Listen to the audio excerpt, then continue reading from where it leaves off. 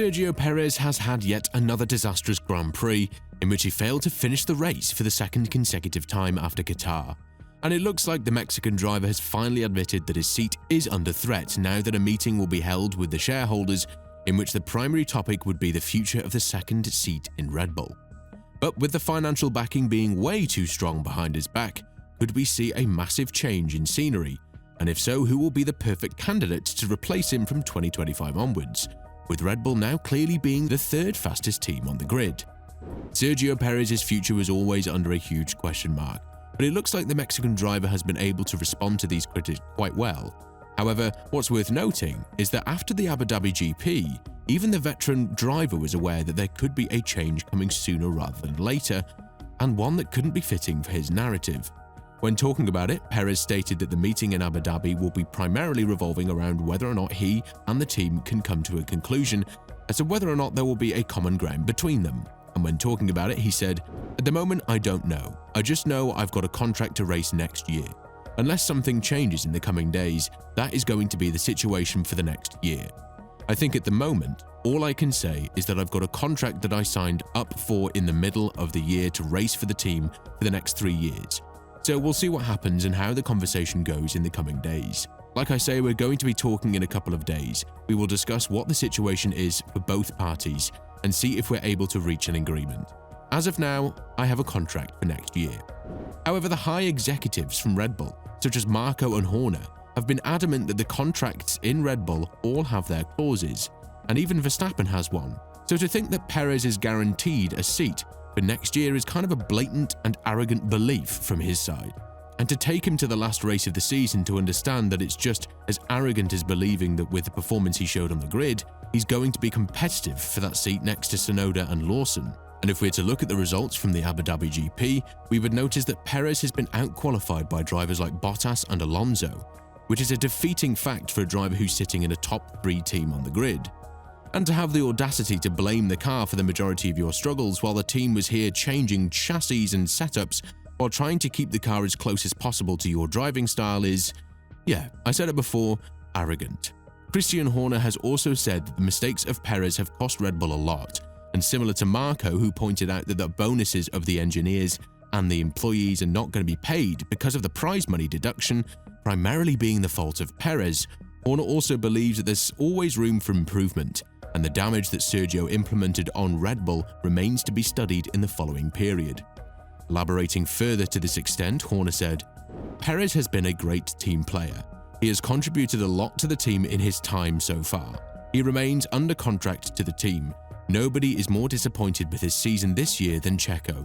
And obviously, following the season, we will take the time to reflect on that. We've done everything that we can to try and help him during the season. All kinds of things. Chassis changes, setup, working with him in many different areas, but this season shouldn't be treated in isolation.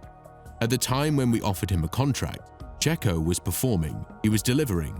There was a juncture in his contract that triggered the discussion. The contract's always going to be private and confidential between the driver and the team. But the reason we chose to exercise it at that time was to have stability after he'd been on the podium in 4 out of 5 races in the early part of the year. But these 4 podiums are the only ones that Perez managed to score in 2024. And in the remainder of the 18 races, failing to reach a podium finish while your teammate won the championship is quite abysmal.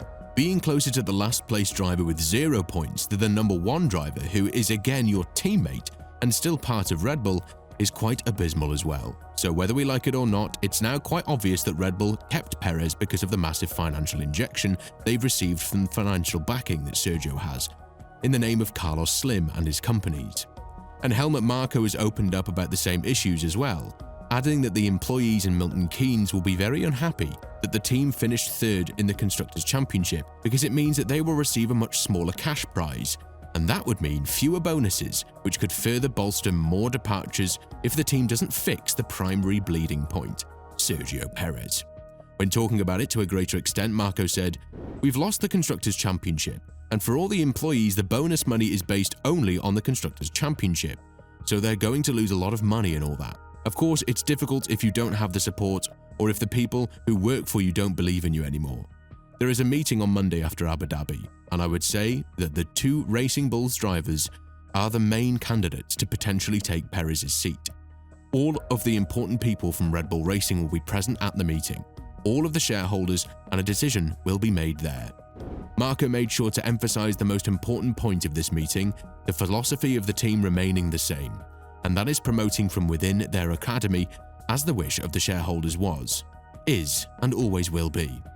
The last time he said this, Ricciardo got sacked for Lawson, and you can expect that the same will follow the 6-time race winner, who is the only one from the top 8 to have never won a race, and an even more humiliating fact might be the one where he led only one lap throughout the entirety of the 2024 season.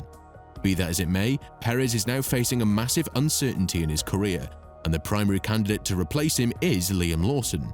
Yes, Tsunoda did outqualify Lawson in every session ever since they became teammates, but he's not part of Red Bull's academy, and his connections with Honda will always put him in a situation in which he would be related to the Japanese manufacturer, and a potential move to Aston Martin, which would leave Red Bull exposed and without a superstar driver if they suddenly see Verstappen leaving from 2026 onwards.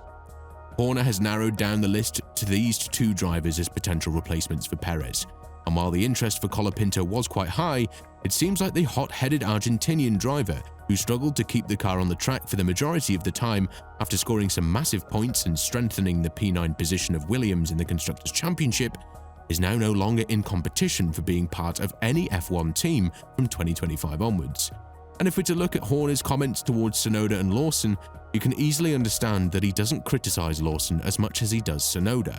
For example, the incident that Lawson had with Bottas in Qatar didn't provoke a reaction from Horner at all, while on the other hand, when you have Tsunoda participating in such an event, he always gets a comment of being too emotional and too angry when being on the track.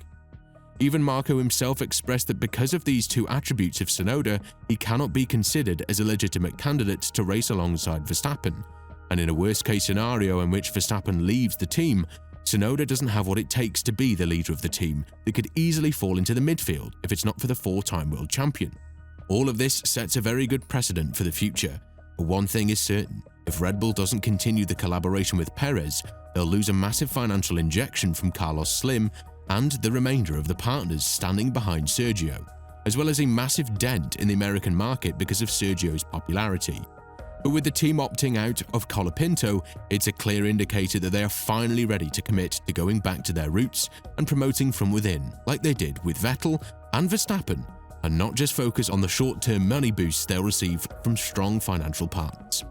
With all of this in mind, do you think that Perez has driven the last race in Formula 1 with Red Bull?